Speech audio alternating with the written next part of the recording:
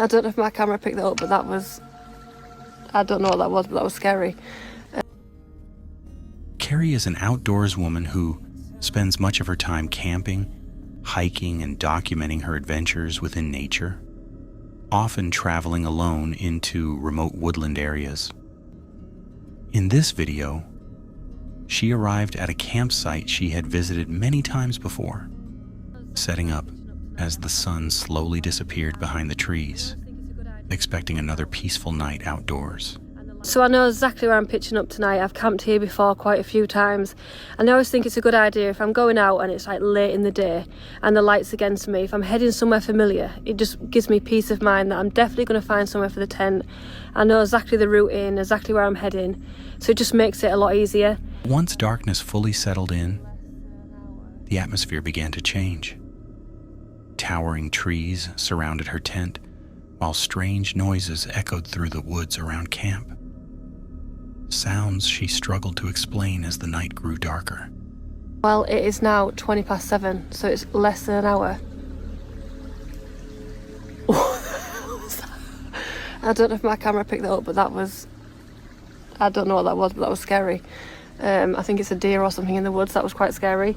Yeah, it's literally 7:20 now, and as you can see, it's really dark already. So less than an hour from when I arrived, and I've already lost daylight, so it's pretty dark in the woods. But the tent is up. I'm out in the Banshee tonight. I haven't used this since I got it, so I'm really excited to sleep in this because I love this tent, and I've slept in one before. So yeah, looking forward to spending my first night in that.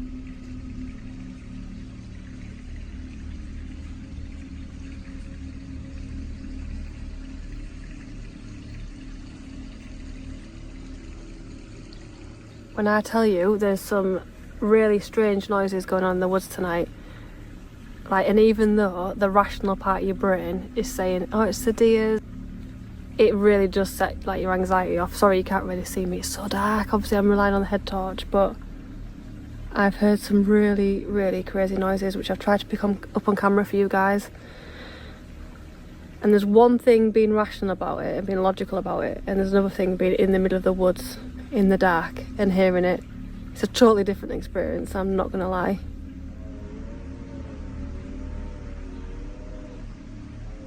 At first, she attempted to brush it off as wildlife. But being alone, deep within the forest, suddenly no longer felt comforting. The noises continued throughout the night, becoming harder and harder to ignore, with every sound outside sending chills through the campsite and keeping her constantly on edge. Can you hear that? Is my camera picking that up? Right, anyway, like I was saying, I'm camped next to a really nice little stream, which is lovely, and I've got my lantern on, which I bring on every one of my trips. But I'm having some problems with it because I charged it up all day today and it was fully charged. Then I got here and I turned it on and the light on it was red, which means that the battery is dead and it needs charging. How is that possible when I've charged it to full charge? But now the light's turned green, so at the moment it's working, but it's been really temperamental. Can you hear that? I mean, what is it so angry about? Like, what are you chatting about, dude? And why? Why today? It's crazy because whether I was here or not, those noises would be going on. But it's really, I know I've said this earlier on in my video, but it's really hard to hear stuff like that and think rationally. Like, I know what it is. Logic is like, I know what it is. But at the same time, it sounds so creepy. But yeah, these noises have been going on ever since I got here, really. As soon as it got dark, they started. There's a heavy deer population in this woods. I do know that. So they're obviously close by.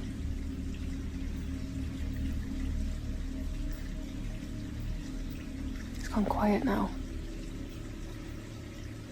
You see, it's really hard not to overthink everything when you're out. Like, you hear little noises that normally you probably, if you was with a big group of people or you hear during the day, you wouldn't even acknowledge those noises. They'd just be, you know, but when you're just sat here, look how dark it is, you know. I'm looking into like pure darkness of a woods, and then you hear noises, you're like, what was that, like constantly. Eventually she climbed into her tent, hoping to get some rest.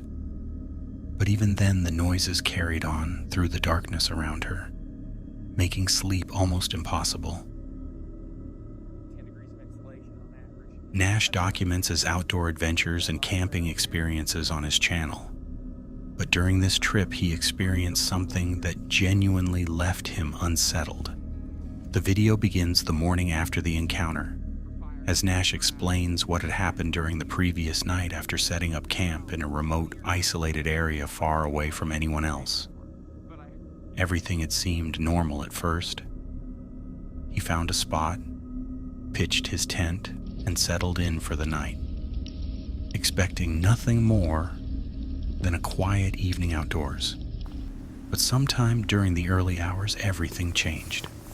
There were some things that happened last night that would deter me from ever staying here again. One thing I saw online about this campsite before I came here was that it's an unofficial gun range of sorts, but people said the firing usually happens way out there and around the corner. And when I got here, that's exactly what was going on. There was no gunfire close by. Everything was fine. Well, or so I thought. After winding down for the night, I crawled into my tent, and then that's when things begun. At about 2:30 in the morning, 4 or 5 rounds were fired into the grass right over here. About 20 or so feet from where my tent was, maybe more. But I heard them come into the grass right here, and then I heard the vehicle fly by on this stretch of road. Gunshots suddenly rang out nearby, not far from his tent. Moments later, a vehicle sped past his campsite, immediately putting him on edge. But the situation only became more disturbing as the night continued. Before long, he began hearing movement outside the tent, footsteps circling nearby while a vehicle remained parked close to his camp for almost 15 minutes. I knew it would be really great if the story ended there. After that happened and it woke me up, I figured, you know what, I'm going to give it 45 minutes. If I don't hear any more gunshots, I'm going to go back to sleep. I didn't hear any more, and I went back to sleep. But at around 5 a.m., I was awoken to crunching of grass around my campsite, and then I heard a vehicle slowly moving past on the road right here. The vehicle came by and stopped right here by these few rocks. I remember because it was just in my line of sight from the tent around the car. So they stopped right here and just sat there. They did this for about 10 or so minutes, and then they moved on. But about 20 minutes later, they came back and did the same exact thing. I was annoyed by this point, so I honked the horn on my car with my key fob, and they got out of here real fast, which tells me what they were doing was not up to any good. Unable to fully relax after what had happened, Nash eventually decided to continue his trip elsewhere, leaving the campsite behind and refusing to return to that area again. But even after moving on, the experience stayed with him. While spending 30 days deep in nature on a canoeing expedition, a pair set out on a challenging adventure filled with camping, hiking, and long days surviving in the wilderness, documenting the journey as they pushed further into remote areas far from civilization. As they hiked through the forest, joking with one another, completely unaware of what was nearby. A voyageur only perfectly cooks his camp cake. Voyageur always takes the land bridge. A voyageur never brushes his teeth. A voyageur is always looking for his boat. Oh, a voyageur carries his canoe as much as it's carrying him. Yes. Woo. A voyageur always gets eaten by the bugs. That's pretty good already, I guess. Not bad. Whoa, bear. Whoa! Hey! Nope. Hey! Go! Go, bear! Go! Hey! Hey, go, bear! Hey, go, bear! Hey! Hey, get going! Bear! Should we walk towards it? I don't think so. Hey! Hey, get going, bear! You go! No, you go! Yeah, you go! Go! Hey, you go, bear! The atmosphere suddenly shifted when they heard something charging toward them through the woods. A bear. The situation escalated instantly as they began shouting and waving their arms, desperately trying to appear larger and scare it away before it got any closer. But the bear didn't back down immediately and instead lingered nearby, watching them closely. You go! Yeah, that's right.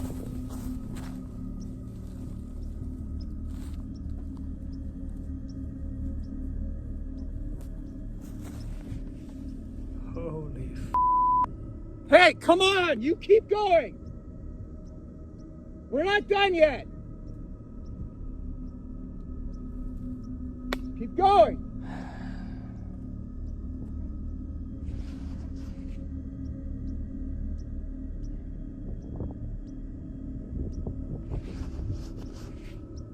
Come on, bear! Let's get going!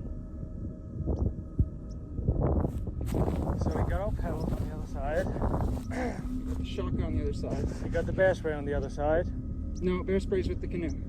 Bear spray's with the canoe. We just don't quite know where the boat is. Okay. Hey, come on, bear! You keep moving! Don't have a stick, don't have a rock. No, I'm looking for a rock, but I haven't seen anything yet. We gotta get that bear spray in our hands, though. You still see him? Yep. Okay, let's get moving. Okay, on. With no idea how the animal might react, they refused to turn their backs on it, staying together while continuing to make noise in the hope it would finally leave. Eventually, the bear backed away into the trees, giving them just enough time to escape. And without wasting another second, they rushed back toward their canoe, shaken by how quickly the situation had turned dangerous. Because if they hadn't heard it charging when they did, things could have ended very differently. Bentley's Backwood Bushcraft is a YouTube channel run by an outdoorsman who spends his time hiking, exploring, and documenting his everyday adventures within nature. On this day, he headed into the woods to film more bushcraft content, expecting a peaceful trip, much like his usual routine. But he had no idea how quickly things were about to go wrong. First and foremost, like any other day, is to relax and have fun. I did, of course, bring my hammock, and hopefully that will get set up somewhere. But I'm looking for honey locust thorns, some good grasses for some cordage material, and a stick that will work for an arrow, and a stick that would work for a thin spear. I may have to do a little bit of cleaning of the area, but until then, so here's my hammock. We'll sit that right down here. Here's the 2 pieces of cordage.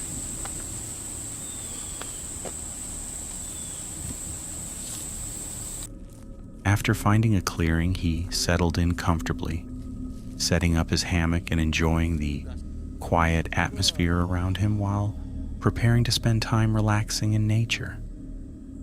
But while gathering wood for a fire, he accidentally disturbed something hidden nearby.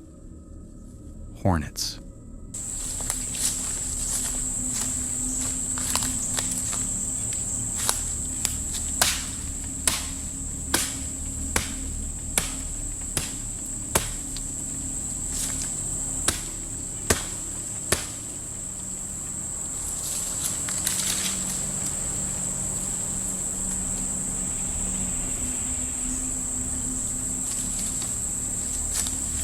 Ouch.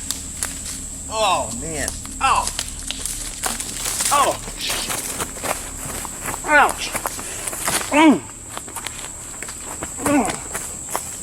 Holy cow. Oh, I just got, oh, son of a bitch.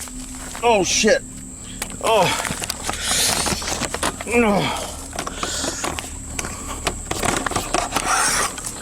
Oh, I'm being attacked.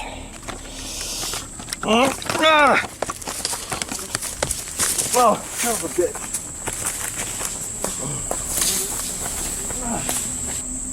I just got attacked by a swarm of hornets. Oh shit, I've been stung. I've been stung more times than I can count.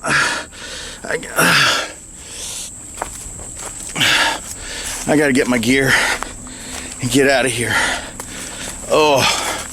Oh shit, I don't feel good. Holy fuck. Within seconds, they began swarming him, attacking aggressively and repeatedly stinging him as he desperately tried to escape and scare them away. The situation escalated fast. Eventually, he managed to break away from the swarm, but the danger still wasn't over, as he soon began feeling unwell from the stings and realized staying in the forest any longer wasn't worth the risk. Oh.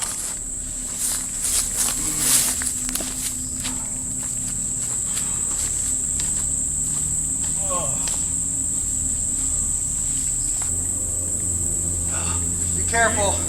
Oh, I know. I just stirred up a huge patch of hornets. Uh-oh, that's not good.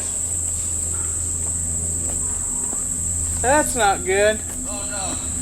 I got more stings than I know what I did that when I was a kid, and I got stung about 35 times. It ain't good.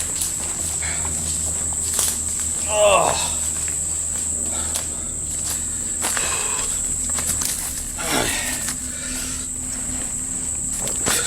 All right, screw this.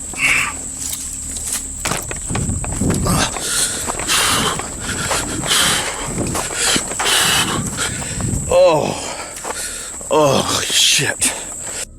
Acting quickly, he packed up his gear and rushed to leave the area. But even then, the hornets continued following him through the woods.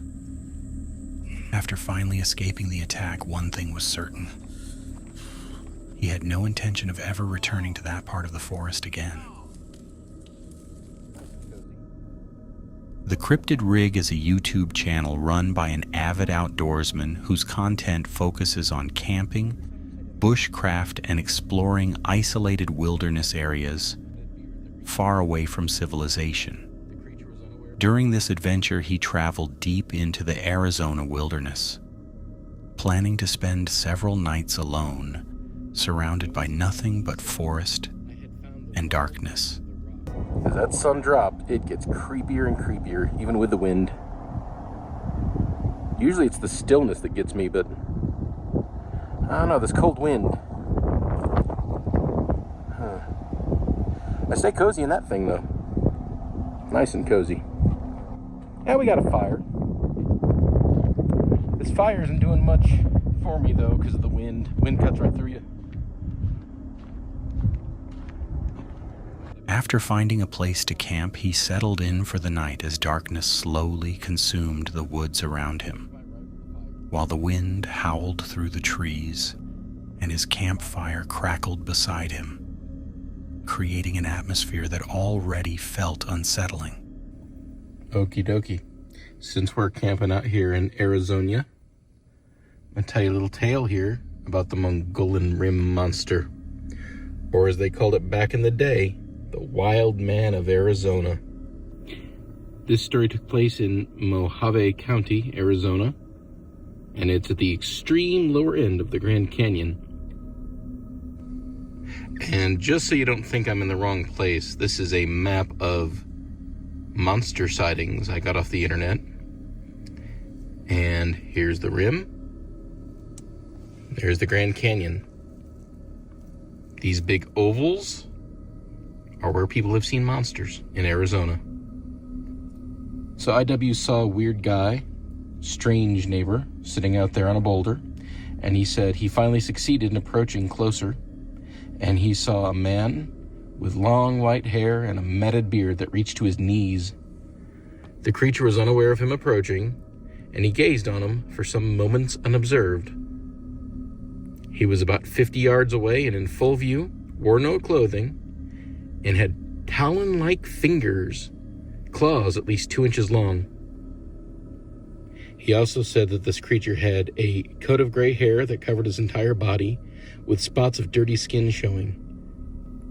Now in this account, he said, "I had found the wild man of the rocks." Now that indicates that there had been stories leading up to this account. So there were stories before the early 1900s. That story took place by the Grand Canyon, where we're at right now in Arizona. It's right here, the Mogollon Rim. And that should give you a sense of where we're located. Check that out. It's a big state, full of monsters apparently. This is our first night up here on the rim, and you can see forever. It's one of those places that makes you feel exposed. It's scary. All right, it's scary up here. As the night grew darker, he began sharing a chilling story connected to the area, describing terrifying creatures and strange experiences people had claimed to encounter deep within those woods. The story alone was enough to make the atmosphere feel heavy, but what made it even more unsettling were the comments left by viewers, many describing experiences of their own while traveling through the same area. Although nothing directly happened during his trip, the feeling stayed with him throughout the night. That strange sense that somewhere beyond the firelight, he wasn't truly alone. Those were some of the most unsettling camping encounters caught on camera. But the real question is, would you continue camping after experiencing something like this? If you enjoyed the video, make sure to like and subscribe for more terrifying encounters.